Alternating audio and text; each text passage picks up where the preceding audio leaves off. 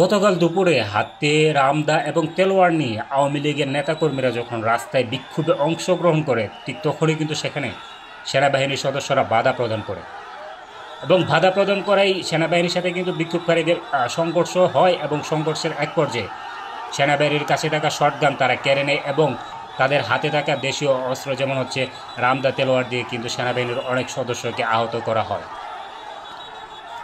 এবং তারা কিন্তু এক পর্যায়ে ক্ষিপ্ত হয়ে সেনাবাহিনীর গাড়ি ভাঙচুর করে এবং সেই গাড়িতে তারা অগ্নিসংযোগ করে। হয়তোবা গোপালগঞ্জবাসী ভেবেছিল এরা সেনাবাহিনী নয়, এরা হচ্ছে বাংলাদেশের আওয়ামী লীগ সরকারের আমলে যেরকম পুলিশ লীগ ছিল সেই পুলিশ লীগের মতো কোনো প্রশাসন, যার কারণে হয়তোবা তারা সেনাবাহিনীকে কোনো পাত্তাই দেওয়ার চিন্তা করেনি।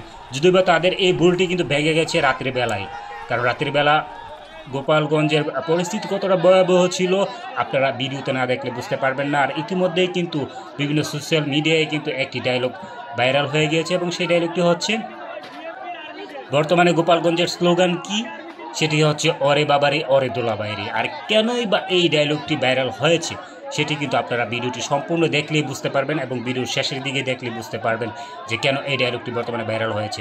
আপনাদের অবগতির জন্য আরেকটি তথ্য আমি আপনাদেরকে জানাতে চাই, সেটি হচ্ছে তাদের আন্দোলন চলাকালে কিন্তু কোনো অ্যাম্বুলেন্সকেও তারা ছাড় দেয়নি। কিন্তু আমার আরেকটি প্রশ্ন দেখা যায়, প্রতিদিনের বাংলাদেশ যে ইউটিউব চ্যানেল আছে তারা কিন্তু প্রতিদিন বাংলাদেশের সংবাদপত্রের যে প্রতিনিধি আছে তারা বলছে তাদের আন্দোলন ছিল শান্তিপূর্ণ। তাদের কাছে আমার একটি প্রশ্ন থেকে যাবে যে যখন আপনার হাতে রামদা তেলোয়ার থাকবে তখন আপনি যখন রাস্তায় নামবেন সে আন্দোলনটি কীভাবে শান্তিপূর্ণ আন্দোলন হয়, আপনার কাছে উত্তর থাকলে সেটি অবশ্যই আপনি আমাকে উত্তর দিয়ে যাবেন। তবে রাতের পরিস্থিতি কিন্তু খুবই ভয়াবহ ছিল গোপালগঞ্জের।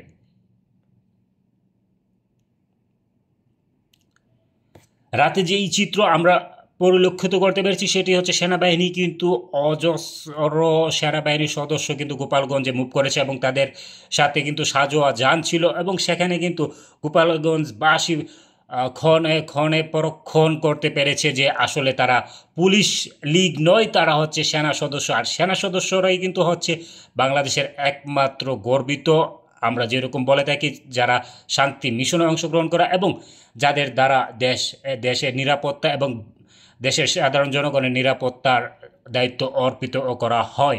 সেই সেনা সদস্যদেরকেই কিন্তু গতকালকে গোপালগঞ্জে বিভিন্নভাবে আহত করা হয়েছে অনেক সেনা সদস্যকে। কিন্তু বর্তমানে রাতের অবস্থাটা কেমন সেটি আপনারা দেখবেন।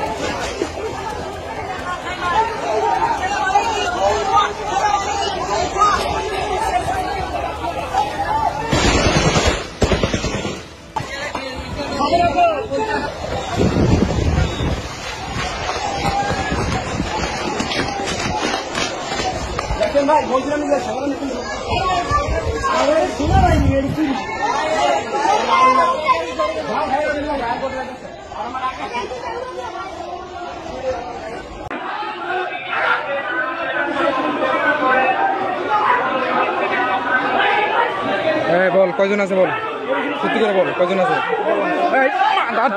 বল বল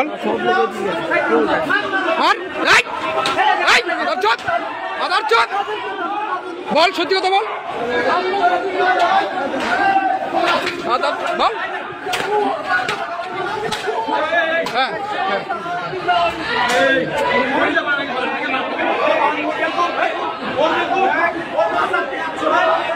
সত্যি কথা বল, সত্যি কথা বল, বল।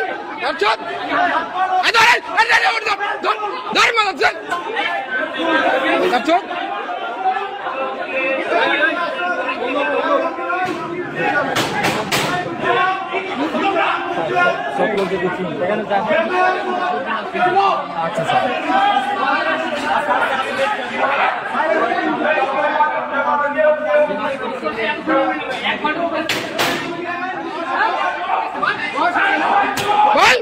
আদা চল ভাই, ভাই ভাই তোদের ভাই চল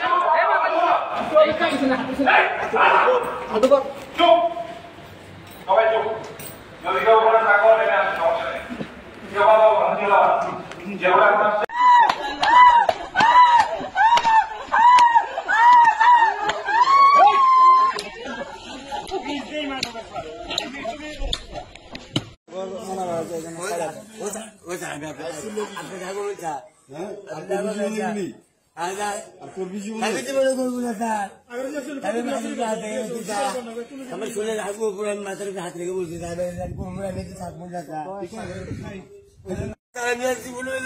সত্যি তো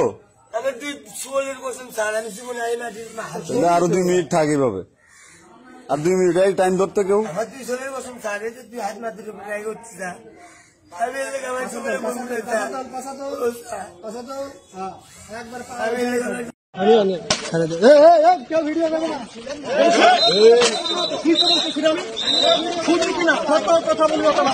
কথা বললে পারবে, কথা বলবি আর পারবে।